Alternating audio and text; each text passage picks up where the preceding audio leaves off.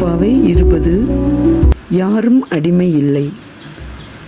யாருக்கும் யாரும் இங்கே அடிமையே இல்லை என்று பாருக்குள் வாழ்வோர் நெஞ்சில் பதிந்திடவே வேண்டும் நன்று. பேருக்கு மனிதராகி பிறர் கடிமையானோரெல்லாம் வீருற்று விலங்கொடித்து மேதினியில் உரிமை காற்றை நேருக்கு நேராய் நின்று முகர்ந்திட்டால் ஒருமை பாட்டின் வேருக்கு நீராய் அன்னார் விளங்குவது திண்ணம் மண்ணில்.